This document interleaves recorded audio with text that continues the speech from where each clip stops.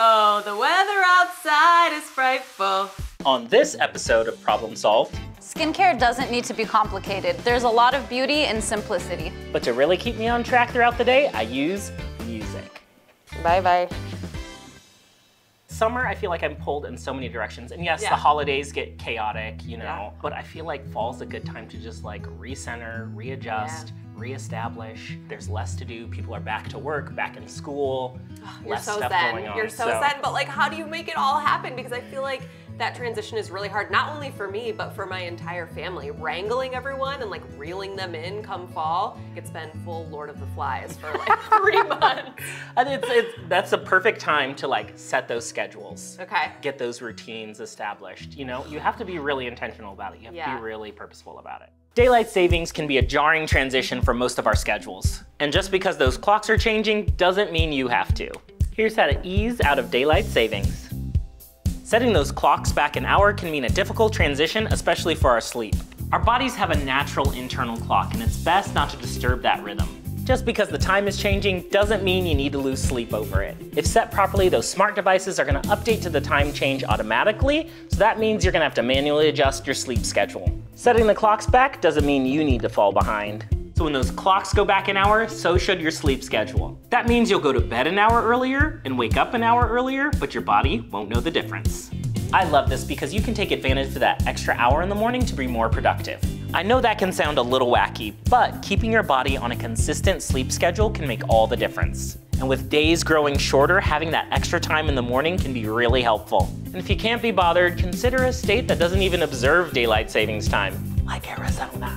The end of daylight savings can be the beginning of healthier habits and a more productive fall and winter season. Falling behind can mean getting ahead.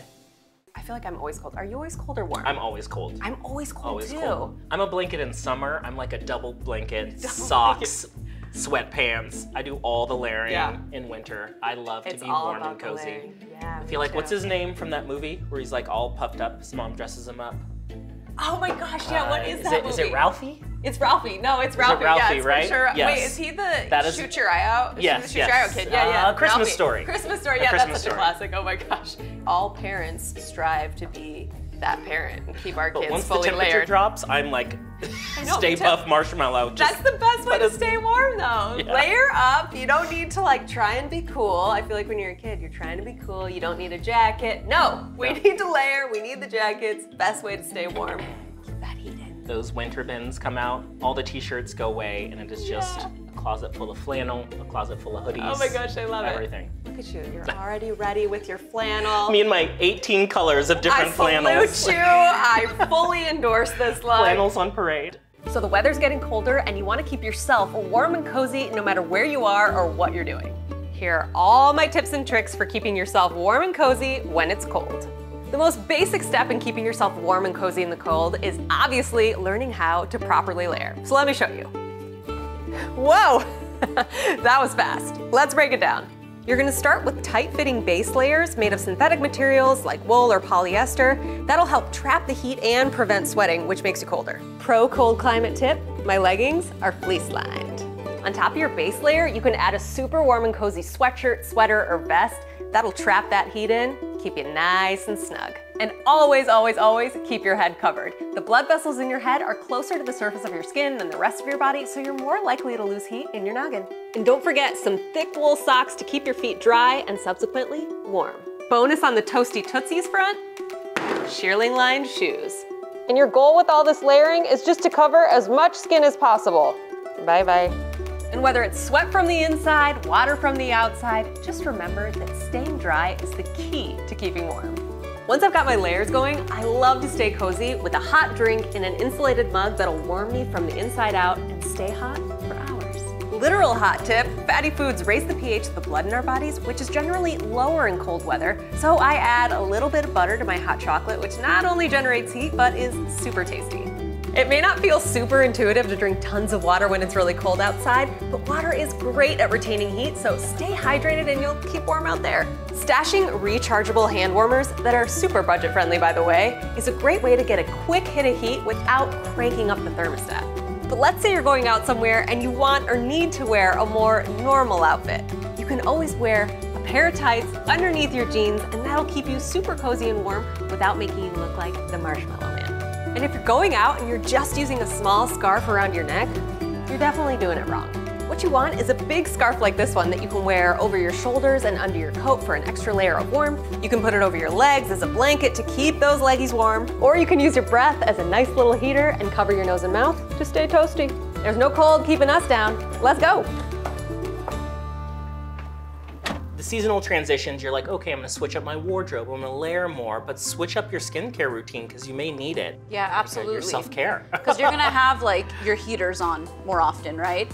And another good thing is to have like a humidifier on all the time. Your skin really, like, you'll start to see a difference. A lot of people don't realize when it's colder outside that you should drink more water. You need more humidity in the air. It's just not how your brain, I feel like, interprets like, oh, it's cold and, you know, wet and snowy maybe. 100%, and so many people are like, what products do I need to buy? And it's like, dude, just drink water. Like, I'm not underestimating like the importance of products. They can definitely help you. But if you're like not drinking any water and then you have a 10-step skincare routine, like you're not gonna get the same results as being super hydrated, and not just for your skin, but for your body in general. As we're entering a drier season, you may notice some changes to your skin. And if you're someone with dry skin, you may have to make some changes in your daily skincare routine. And keep in mind, skincare isn't only for people who wear makeup. Here are some helpful tips for dry skin. You typically change your skincare routine based on the climate. But if your skin feels even-toned and moisturized, there's no need to switch up your routine. If you get dryness under your eyes, use a moisturizing eye cream or good old-fashioned petroleum jelly. You could even use a petroleum-based healing ointment at night to seal your face. Just apply a thick layer.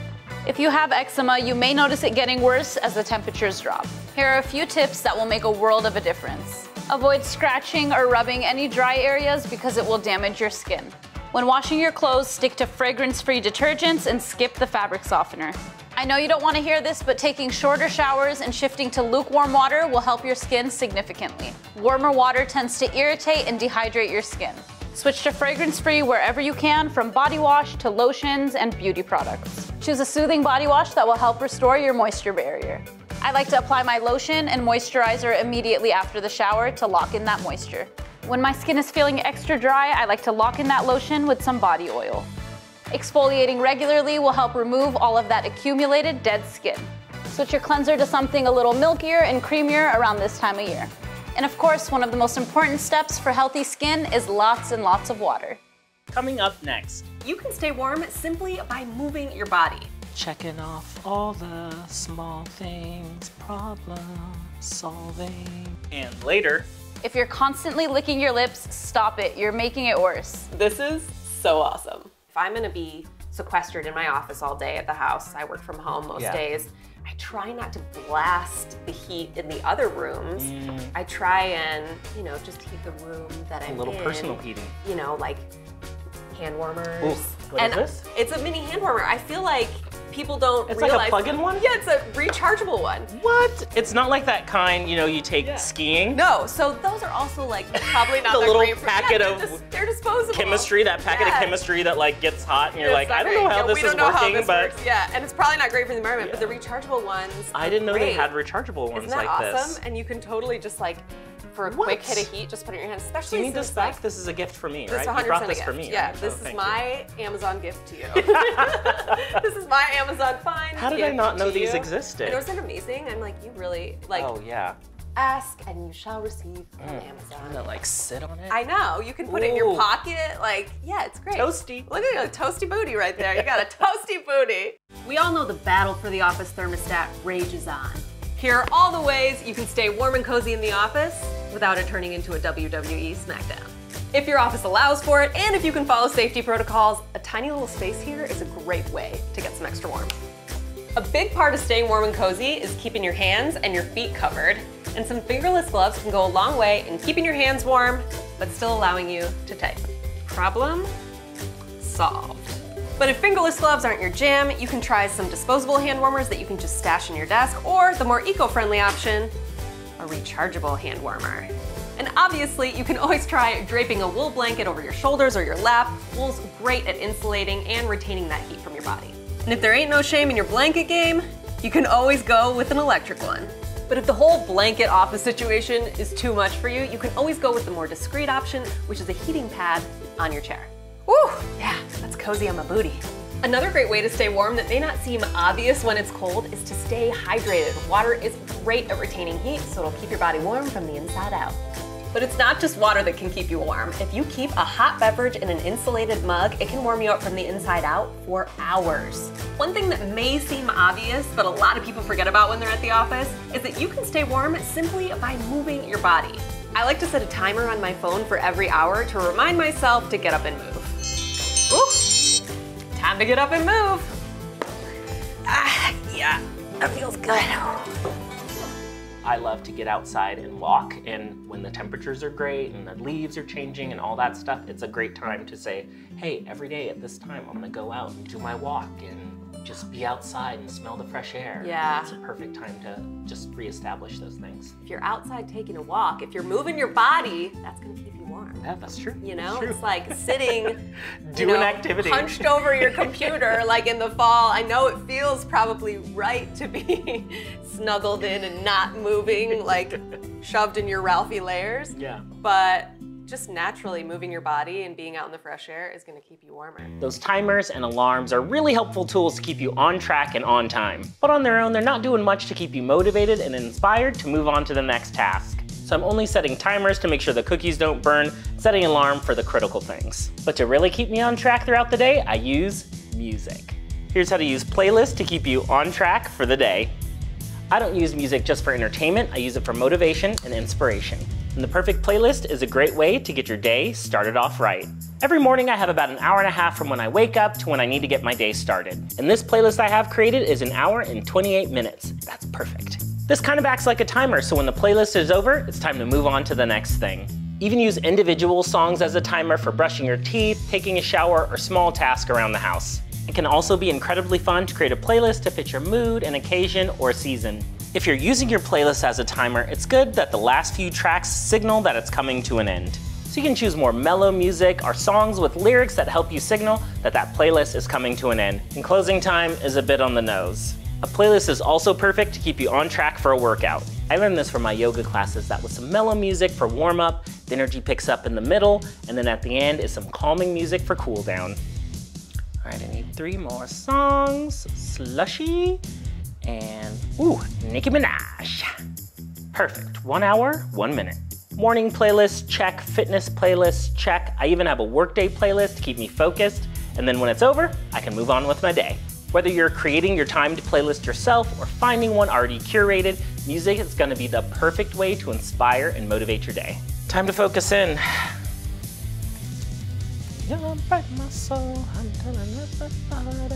Since the days are shorter in the fall, I like to get a jump start on the day in the morning. You know, wake up a little bit earlier. When the time changes, just start your routine earlier in the morning. I love a matcha latte. Ooh. So during the fall, I'll switch to like a hot latte.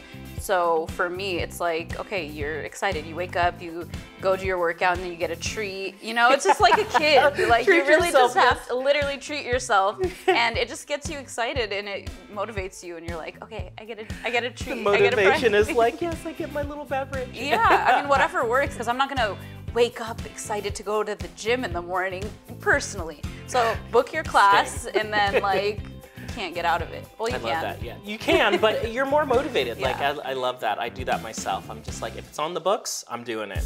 There are certain times of the year that can feel extra hectic, managing a full calendar of work and personal to-dos. But even with a lot going on, there are simple ways you can take control of all that you have to do. Here's some tips to help you stay productive. I live by list, making notes and setting reminders. It's the best way I've found to manage what I have to do today and throughout the week. You can't be expected to remember everything, right? Of course, that calendar is great for events and obligations on a specific date.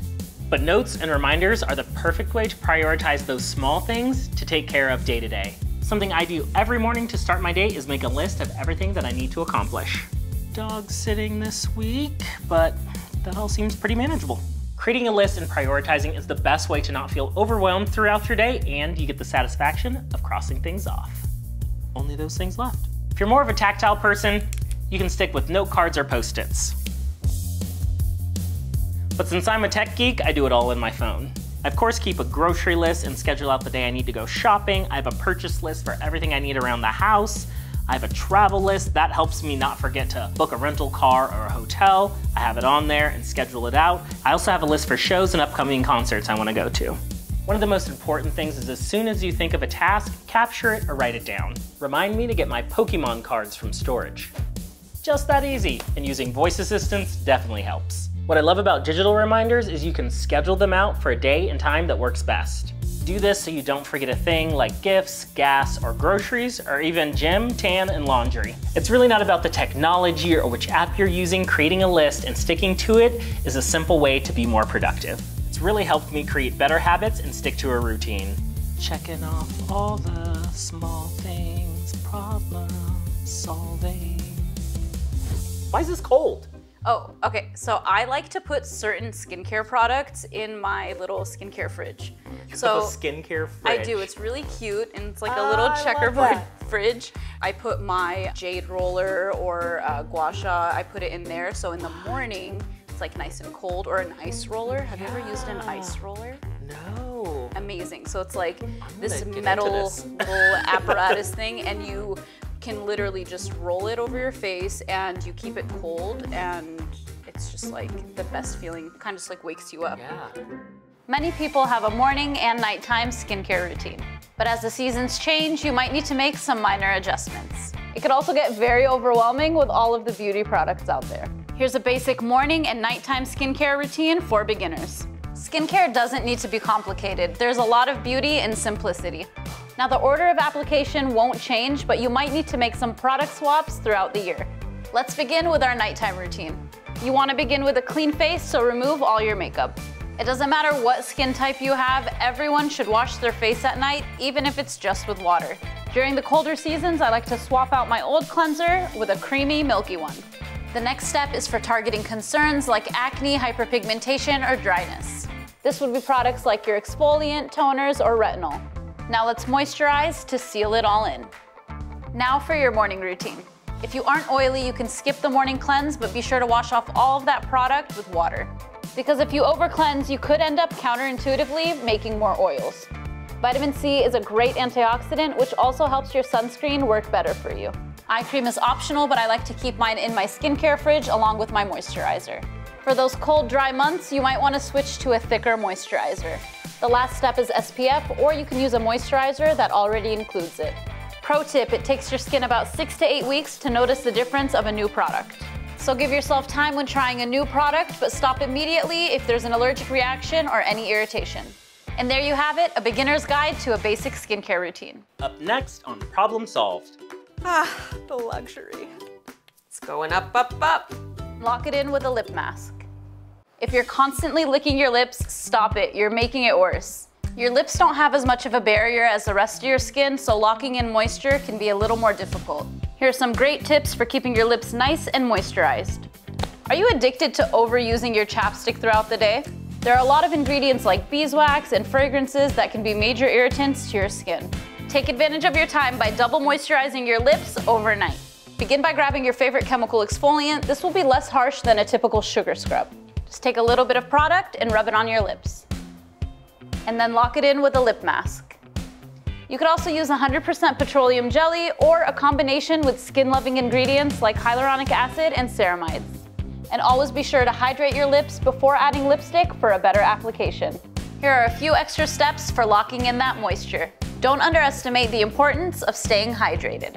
Use a lip balm or ointment throughout the day, but don't go overboard. Choose a lip balm with SPF when outdoors for extra protection. Avoid licking, picking at, or biting your lips. Using a humidifier, especially around this time of year, will be great for your skin. And just remember, don't skip lip care when doing your skincare. My cousin and I love being cozy, so we have like kind of cozy wars. Yeah. Where we like one up each other with like putting on a hoodie. Yeah. And then like we're sitting on the couch, and then like she'll get a weighted blanket, and then I'll get a heated blanket. Look what I have. And then there's these two mummies sitting on the couch, just 100%. like heated blanket, gloves on, hoodie on. It's fully allowed. That's fully allowed. I mean, And her and I are like, you good? Yeah, You I'll good? fully put on a beanie. Like, I don't care. I'll put on a beanie in the house. Yeah, I'll walk around in the house. I know the best way to heat up is cover your head. So I'm gonna try It's to a play little around. tight. This is your size, not my size, apparently. I think it looks good. I think you look perfect. I feel really cozy in this, though. I think this is the color for the season. No, that's 100%. This color's on trend. That's definitely your color. I feel like that's maybe Michael Kors pink is what they're calling it. I think that's what it is. Dark days and drafts making your house feel more like an igloo when the weather's cold? Here are some super easy ways you can keep your house warm and cozy when the weather's chilly. In the winter months, reverse the motor of your ceiling fan so your blades are running in a clockwise direction. That will bring the warm air that's toward the ceiling down to the occupied space. Lay as many cozy rugs as you can down on your floors to make sure that your floors aren't chilly to the touch. There is a noticeable temperature difference between these two, and I'm really feeling this one. In general, humid air is quite a bit warmer than dry air, and in the winter, that's so important to know because when we're running our heaters, it can be really dry in our homes. Try using a humidifier that's appropriate for the square footage of your room, and you'll feel a noticeable difference in warmth. Speaking of humidity, try keeping the fan off and the door open when you shower, and that'll keep the bathroom and the room next to it nice and cozy warm. Oh, the weather outside is frightful. One of the most important ways you can keep your house warm and cozy in the winter is making sure that you keep your bedding on point. The first tip is all about the layers, so make sure that you have a soft, fluffy duvet or down insert on the bottom, and then a thin but heavier blanket on top to trap your body heat in and make it nice and cozy and warm underneath. If you really want to power up the warmth in your bed, like the pros up north, you gotta do an electric blanket. Important electric blanket safety tip, just keep it nice and warm instead of blazing hot so you don't get into trouble. Ah, the luxury. And if you're not ready to go full electric blanket, you can get a smaller heating pad that has a timer and everything and put it wherever you need it. Ah. But there's actually a super fun and easy way to make a DIY heating pad using a sock and some rice. So you can take your super cozy sock and a funnel, put your rice in something you can pour it out of, pour it into your sock, and don't fill it up all the way. See, I didn't fill the sock up all the way so I can tie a knot at the top to close it. Check it out. And then you're just gonna pop your sock in the microwave and heat it up at 1-minute intervals until you get it to its desired heat, and you've got yourself a nice little heating pad. And a pro tip, you can add essential oils to your rice before you pour it into your sock, and that'll give you a nice, cozy, warm, fragrant heating pad to take with you wherever you go. To keep a room insulated and block some of the draft, you can keep your blinds closed at night, but in the morning, you can harness the sun and warm up a room by opening those blinds. It's already so warm. When you're cooking in the colder months, use your stovetop in your oven to cook as much as possible, including reheating stuff, and it'll heat up your kitchen right away and whatever room is bordering it. Another easy way to warm up your kitchen and an adjoining room is to leave the oven door open right after you bake something for just a couple minutes, but make sure, safety first, you keep your eye on it and only leave it open until it warms up the room, which is just a couple of minutes. Another super easy way to keep your house warm and cozy when it's cold outside is to close doors from unoccupied rooms to block drafts and prevent heat loss from the rooms you're hanging out in. Too easy. And lastly, you can get a super affordable window insulation kit like this that has a little double-sided tape and some plastic that goes around the trim on your windows to keep the cold air out. But I will say, it's not exactly good looking, so you may not want to use that. One kind of cool, super easy way to warm up a small space in your house, like my backyard office, is a DIY radiant space heater, and I'm gonna show you how to make it. So you're just gonna take a terracotta pot, a couple of bricks or pavers, an old piece of scrap tile or whatever you have laying around, a couple of saucers, and tea lights. So arrange your tea lights in your saucers on top of the tile, and then you're just gonna take your terracotta pot and put it on top of your bricks over your tea lights, and then another saucer that fits snugly on the top of your pot, and you're gonna light those babies. This is so awesome. You know I gotta throw a couple important safety notes out there. It does get hot to the touch, so keep little fingers and big fingers off of it, and make sure it's elevated off of whatever surface you have it on top of so it's safe. And I know what you're wondering, does this thing work as a radiant heat source? So let's check it out. The table, 72 degrees. It's been about 2 minutes since I lit the candles, 118 degrees. It's going up, up, up. Okay, it's been under 10 minutes and the temp is already up to 180 and I can feel the heat radiating. So I'd say this is an awesome way to heat up a small space, especially in a time of emergency. This feels really good. I feel extra cozy now. See, you know, every year I have to buy new scarves and new beanies. I lose them. I don't know how I do this. Yeah. But I'll like get home and I'll be like, oh, I left that in an Uber. Oh, I left this at a restaurant. That's good though, it means you're using it. You take it off Yeah. and you leave and you're like, oh, I forgot my, Well, you know, what's weird is that I brought one because I'm always cold, so I'm gonna give you your next scarf. I know my next And scarf. it has to be big too. You can't go with those like wimpy little scarves. You need one that's basically a blanket that you can utilize as I thought such. this was a blanket. Yeah, exactly. You brought this? Yeah, and I was like, I brought that. I was like, oh, this is a cute blanket. Adorable. I love this color. And then I No. was like, no, it's a scarf, sir. blanket. It's a scarf.